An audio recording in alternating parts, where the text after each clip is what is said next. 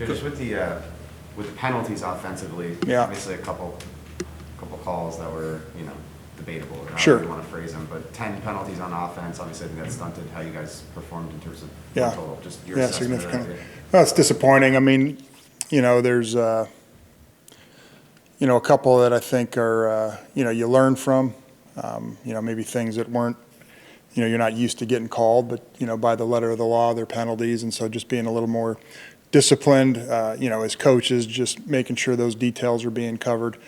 So that's the big takeaway. It's a hard job that the refs have, and they're not always going to be perfect, and we're not always going to be perfect. But there's a lesson in there, just tightening up some of the details. That you get distracted sometimes with all the blitz pickups and the schemes and the coverages, and just doing the little things. Obviously, are something that you can never lose sight of. Is there one or two details in there as part of the execution that you can identify? Well, the one that disappointed me the most was the illegal shift. On the that first down on the 2-yard line where we scored a touchdown, and that's just a fundamental. But there's a lot to unpack with that play. I remember breaking the huddle and looking at the play clock and thinking, like, man, did I get the play in that late? And I think Justin saw it, and so was kind of hurrying up the operation. And then the play clock kind of got bumped, and I saw it go back up to 25. And so I haven't quite unpacked exactly what happened there, because we've gotten moved on to the next game. But, that one kept me up a little bit, just that's a first day of training camp fundamental that, get set, the motions, and something that we just have to do a better job, because the players will do it when we coach it correctly. But I think there was other factors involved there with the play clock that, contributed to that. Would you rather next time ask him or tell him to burn a timeout instead?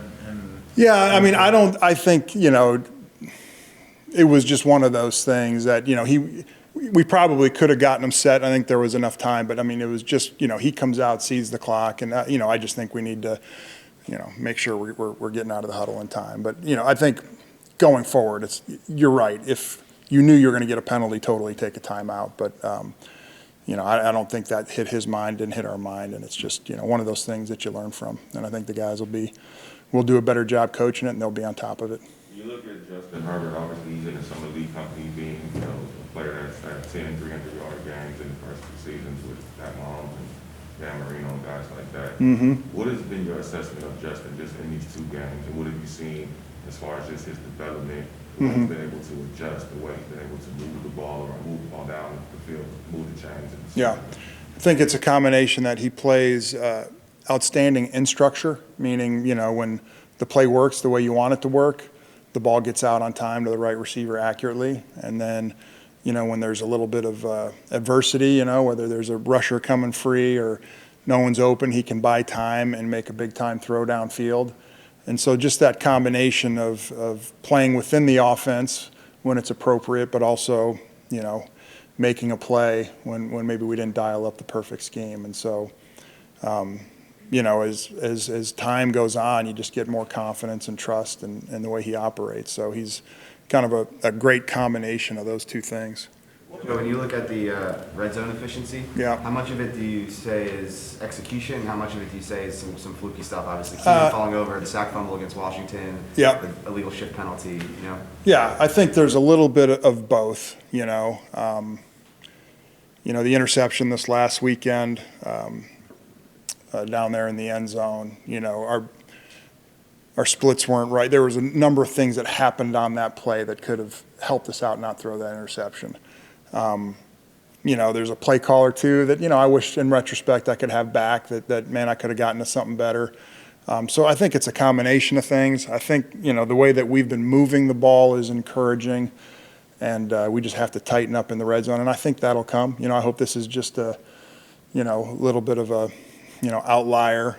Obviously there's stuff we can control and get better at, and then some fluky stuff, and hopefully that fluky stuff balances out in the end, and we improve on the things that we can control, and this becomes just kind of a stub your toe at the beginning, but we find our groove in the red zone, kind of like I felt we have in other places on on the field. One of the things that Brendan has mentioned to us is he, in that red zone, running the ball. Yeah. Being able to run. What would that do? Why is that significant? What would it change? Well, I think it's, the space gets compressed in the red zone, there's less space with the receivers to get open, so maybe a little easier for the defense to cover things. It's obviously safer, Brandon read a stat out to the team today that 80% of turnovers happen on pass plays, and, our 4 turnovers have been on pass plays all in the red zone or approaching it. So there's a little safety issue, and it just, when you run the ball, it's always easier than throwing it, just hand it off and knock them off the ball, or split the defense and get some yards. So, it just takes pressure off because, the passing yards are harder down there in the red zone. The running yards can be too, but, a good run of 3 yards when you're at the 7-yard line on first down, where maybe you're not as happy with that, back at the -20. So it just takes pressure off, and, you don't need as many yards to have that run be successful, if that makes sense.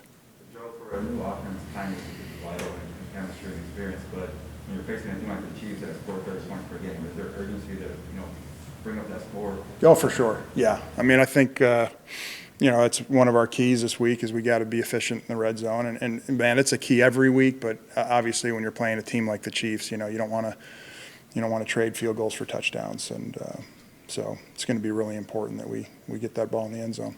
How tough is it to coach, having to face Tyrann Mathieu this weekend, or a defense led by Tyrann Mathieu? Yeah, no, he's a dangerous player. We played him a number of times in New Orleans, and just always a guy that every play you're thinking about, okay, where's he going to be? How can he mess up this play? He's just got such instincts and moxie, and, he just gets around the football and creates turnovers. And so just a guy that you really have to be aware of. And, they got a number of good players, and Spagnuolo does a great job with them, just creating a bunch of different looks. He disguises things, a lot of pressure. So, it's a high-pressure defense that you really got to be on your A game. It was against the Chiefs last year that Justin made his first career start. Yeah. Just kind of thrown in there. Do you recall any buzz from that last year, or since taking this job, have you since watched that film? Yeah, I mean, I've watched that game a number of times, and I do remember, obviously the story was so unique of how it all came about that he got put in there that you paid attention to it, and, saw how well he played, and, knew that the Chargers were coming up on our schedule in a few weeks, and so was paying attention to it, and, obviously it was very impressive what he was able to do without, knowing he was going to be out there. Joe, what did you say about the quarterback you inherited? Say that again? What did that game speak about him as a quarterback, and how Yeah. how you were going to coach him? Well, I just think that it says a lot about his natural feel for the game and his instincts. That guy didn't really have any practice reps that week to speak of, and was just kind of told at the last minute to go out and play, and played as well as he did. I think it tells you that he's just a natural, has a natural feel for the game, and is a competitor, and kind of, as good as he is in practice, that, game day kind of brings out the best in him. And so it was, like I said, it was very impressive. Along those lines, he had a great game in January out at Arrowhead. Sure. I know it was a different scenario, Yeah. especially for the Chiefs.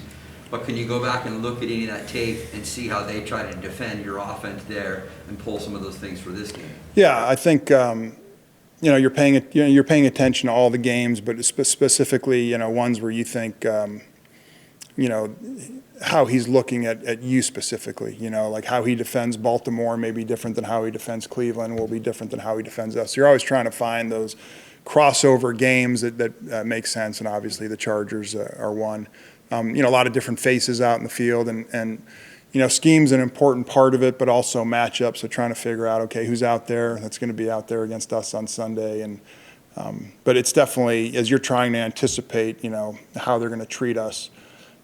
Keenan wasn't in that game, and so there's a lot of things that you're looking at, but it's definitely an important part of our preparation. The false start that Corey had on the snap.